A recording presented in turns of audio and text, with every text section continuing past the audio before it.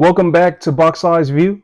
April 20th at the Barclays Center in Brooklyn, New York, we have the WBC Super Lightweight Champion Devin "The Dream" Haney versus Ryan Super Rye Garcia. These two grew up in the amateurs together, fighting each other 6 times, winning 3 apiece. So I see this as a grudge match to complete their rivalry.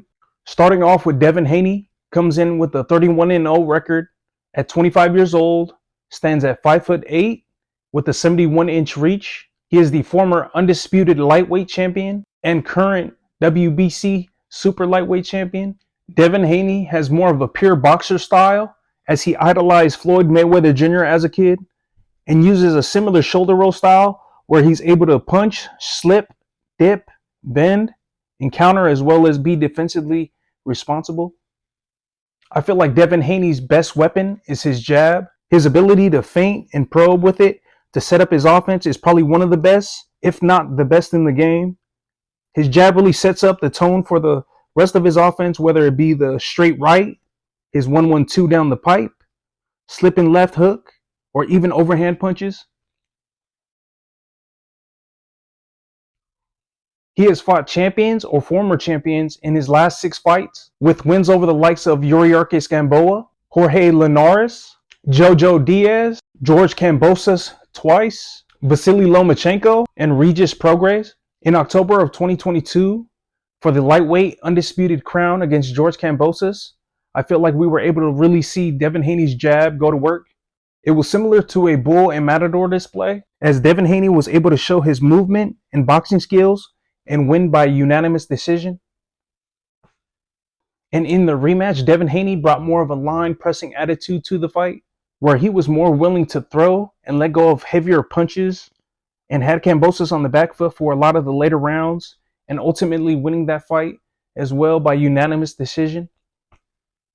But taking a step back to May 2021 against Jorge Linares, I feel like we were really able to see a couple of Devin Haney's defensive flaws.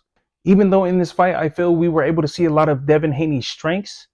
There was times where he got into 50-50 exchanges where he was caught. And I feel the one time Devin Haney was really stunned in a fight was at the end of the 10th round. He was hit with like a 5-punch combination by Jorge Linares. And from the beginning of the 11th all the way to the 12th, he had to survive and hold. But at the same time, he was able to show his heart and grit, ultimately winning by unanimous decision. Now, fast forwarding to May of 2023, where he defended his undisputed lightweight championship against Vasily Lomachenko. I feel like this fight started off with Devin Haney stepping on the gas fast early in the first half of the fight, and Lomachenko really coming on in the second half of the fight.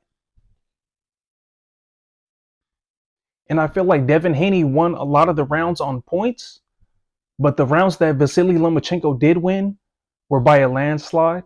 But regardless, I felt the fight could have gone either way.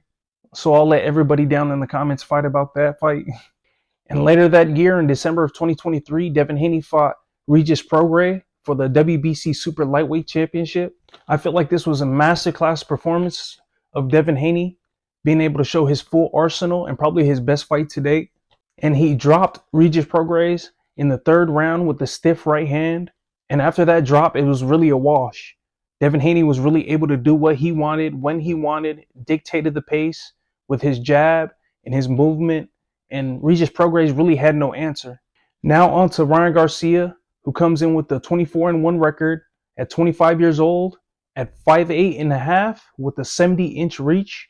Even though I feel Ryan Garcia doesn't have the boxing IQ of Devin Haney, he makes up with that with his raw speed, athleticism, and power,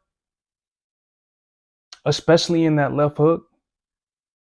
In November of 2019, in what I think was his first step-up fight was against Romero Duno, Ryan Garcia was able to display speed and power in both of his hands, getting Romero Duno out of there in the first round with a sharp left hook.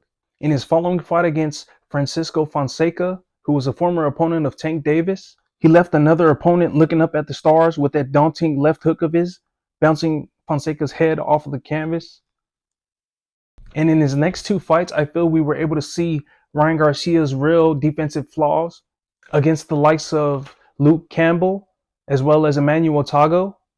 In his fight with Luke Campbell, he showed that his aggressive style can leave him open for counters. And in the second round, he showed his tendency to stick out his hands out to defend. He usually is able to evade punches with his range rather than use his footwork and the movement. And he ultimately paid for it, getting dropped in the second round with a heavy left overhand. And in his fight with Emmanuel Tago, he showed that he had struggles with boxers that had a good jab and good movement. Even though Ryan was able to win both fights, those flaws would later come back to bite him in the ass. Now, fast forwarding to April of 2023, where he fought Tank Davis, the flaws that I just described in the previous fights came to fruition in this one, where Tank Davis would take a more back foot approach and use more movement against Ryan Garcia. Tank would pick and parry and block most of Ryan Garcia's long range punches and frustrate him with a pawing jab. And after those frustrations, Ryan Garcia tried to take a more of an aggressive approach and it ended up paying for it with the counter left in the second round, knocking him down. The fight would continue with Tank pop shotting and aggressive Ryan Garcia, and eventually Tank getting Ryan out of there in the seventh round with a heavy body shot. But in his most recent fight against Oscar Duarte, Ryan Garcia really chose to use a more cerebral approach to the fight and fight off the back foot, probing and pawing with his jab, catching a overly aggressive Oscar Duarte coming in. But in this fight, I feel like we were still able to see some of his basic defensive flaws. He really tried to get into a Philly shell or shoulder roll, but he would turn his back all the way. I don't know what that was, my boy, but you cannot do that against Devin Haney. But ultimately, Ryan was able to get Oscar Duarte out of there with his counter left hook and a flurry of punches. If y'all are getting down with the preview as well as breakdown, man, y'all go ahead and drop a like as well as subscribe. One time for the one time. Now, after breaking down both fighters, I'm going to give you guys some of my own X factors and things that I feel that both fighters need to do to come out of this fight victorious. Starting off with Devin Haney, I feel he needs to stay disciplined and use his jab at the mid to outside range and use it upstairs as well as downstairs to probe and feint to keep Ryan Garcia guessing and to not get caught up on the inside as he's shown in the past. With those 50-50 exchanges, he has been caught. And as for Ryan Garcia, I think he needs to really walk down Devin Haney in a cerebral type of way and not be overly aggressive as he was in the Tank Davis fight and get caught. I feel Ryan also has to use his own feints to open up Devin Haney for those heavy counters that he has. And if he's even able to get Devin Haney on the ropes or in the corner, he needs to let his hands go. And now on to prediction time. I got to go with Devin Haney by decision.